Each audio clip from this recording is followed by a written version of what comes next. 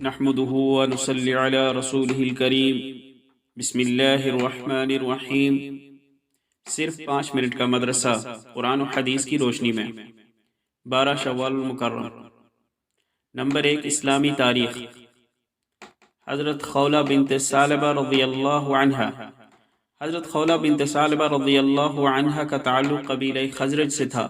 جب حضور صلی اللہ علیہ وسلم مدینہ منورہ تشریف لائے تو وہ پورے خاندان کے ساتھ اسلام میں داخل ہو گئیں اور بیعت کا شرف بھی حاصل کیا۔ ان کے شوہر اوس بن صامت رضی اللہ عنہ نے سب سے پہلے ان سے زہار کیا، یعنی یوں کہا کہ تو مجھ پر میری ماں کی پیٹھ کی طرح ہے۔ اسلام سے پہلے زہار کے ذریعے بیوی کو قطعاً حرام سمجھا جاتا تھا، اس لیے حضرت خولہ رضی اللہ عنہ فوراً رسول اللہ صلی اللہ علیہ وسلم کی خدمت میں پہنچی اور اپنے شوہر کا حال بیان کر کے رونے لگی۔ چنانچہ اللہ تعالیٰ نے سورہ مجادلہ نازل فرما کر زہار کا حکم اور کفارہ ادا کرنے کا طریقہ بتایا۔ پھر انہوں نے اپنے شوہر کی طرف سے زہار کا کفارہ ادا کیا۔ غرض اللہ تعالیٰ نے قرآنی آیت نازل کر کے مسلمانوں کو زہار کا صحیح طریقہ بتایا۔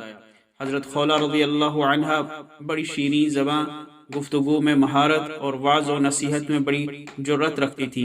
امیر المؤمنین حضرت عمر رضی اللہ عنہ جیسی عظیم شخصیت کو بھی بلا کسی خوف و جھجک کے نصیحت کر دیا کرتی تھی۔ وہ ان کی نصیحت سن کر فرماتے، یہ وہ خاتون ہے جن کی شکایت 7ویں آسمان پر سنی گئی۔ حضرت عمر رضی اللہ عنہ کے دور خلافت میں ان کی وفات ہوئی۔ نمبر 2، حضور صلی اللہ علیہ وسلم کا معجزہ۔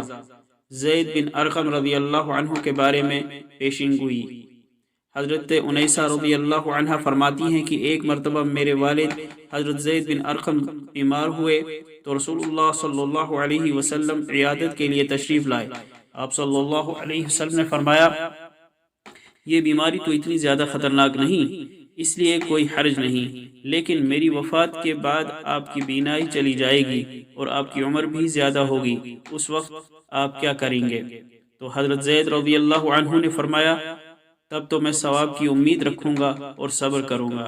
حضور صلی اللہ علیہ وسلم نے فرمایا، تم بغیر حساب کے جنت میں داخل ہوگے۔ چنانچہ آپ صلی اللہ علیہ وسلم کے فرمان کے مطابق آپ کی وفات کے بعد حضرت زید رضی اللہ عنہ کی آنکھ کی روشنی ختم ہو گئی۔ پھر کچھ مدت بعد اللہ نے ان کی بینائی واپس کر دی اور پھر انہوں نے وفات پائی۔ نمبر 3، ایک فرض کے بارے میں۔ عدت شوہر ہی کے گھر میں گزارے۔ اللہ تعالیٰ ارشاد فرماتے ہیں، ان عورتوں کو جن کو تم نے طلاق دی ہے ان کے گھروں سے نہ نکالو اور نہ وہ خود نکلیں مگر یہ کہ وہ کسی کھلی بے حیائی کا ارتکاب کریں۔ فائدہ، عدت کے دوران شوہر کے ذمہ واجب ہے کہ جس بیوی کو طلاق دی ہے اس کو اپنے گھر میں رہائش فراہم کرے، اور عورت کے ذمہ واجب ہے کہ وہ شوہر کے گھر میں عدت گزارے اور کہیں نہ جائے، البتہ کوئی سخت مجبوری ہو تو اور بات ہے۔ نمبر 4، ایک سنت کے بارے میں۔ دشمن سے بچنے کی دعا۔ رسول اللہ صلی اللہ علیہ وسلم جب کسی قوم سے خوف یا ڈر محسوس کرتے تو یہ دعا پڑھتے، اللہم انا نجعلک فی نحورہم ونعوذ بک من شرورہم۔ ترجمہ اس کا، اے اللہ ہم تجھ کو ان دشمنوں کے مقابلے میں پیش کرتے ہیں اور ان کے شر سے پناہ چاہتے ہیں۔ نمبر 5، ایک اہم عمل کی فضیلت۔ صدقے سے شیطان کی شکست۔ رسول اللہ صلی اللہ علیہ وسلم نے فرمایا، جب کوئی شخص کسی چیز کو صدقہ میں نکال دیتا ہے تو 70 شیطانوں کے جبڑے ٹوٹ جاتے ہیں۔ نمبر 6، ایک گناہ کے بارے میں۔ ظالموں کی مدد کرنا بھی ظلم ہے۔ قرآن میں اللہ تعالیٰ فرماتا ہے، تم لوگ ظالموں کا ساتھ مت دو ورنہ تم کو بھی جہنم اپنی لپیٹ میں لے لے گی، اور اللہ تعالیٰ کے علاوہ تمہارا کوئی مددگار نہیں ہوگا، پھر تمہاری مدد نہیں کی جائے گی۔ نمبر 7، دنیا کے بارے میں۔ اپنا مال کیا ہے؟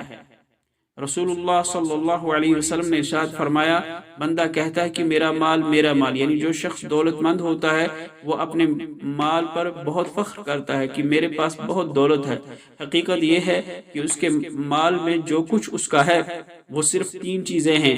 ایک تو وہ جو خدا کی راہ میں دیا اور آخرت کے لیے ذخیرہ کیا، دوسرے وہ جو کھایا اور ختم کر دیا، تیسرے وہ جو پہنا اور پھاڑ ڈالا، ان تینوں چیزوں کے سوا جو کچھ ہے ان سب کو وہ لوگوں کے لیے چھوڑ کر چلا جانے والا ہے۔ نمبر 8، آخرت کے بارے میں، کیا قیامت ہنسی مذاق ہے؟ قرآن میں اللہ تعالیٰ فرماتے ہیں جو گھڑی جلد آنے والی ہے وہ قریب آ پہنچی، اللہ کے سوا کوئی نہیں ہے جو اس کو ہٹا سکے، تو کیا تمہیں اس پر حیرت ہے اور اس کا مذاق اڑا کر ہنستے ہو اور روتے نہیں ہو جبکہ تم تکبر کے ساتھ کھیل کود میں پڑے ہو۔ نمبر 9، طب نبوی سے علاج، کلونجی میں ہر بیماری کا علاج ہے۔ رسول اللہ صلی اللہ علیہ وسلم نے فرمایا کلونجی میں موت کے علاوہ ہر بیماری سے شفا موجود ہے۔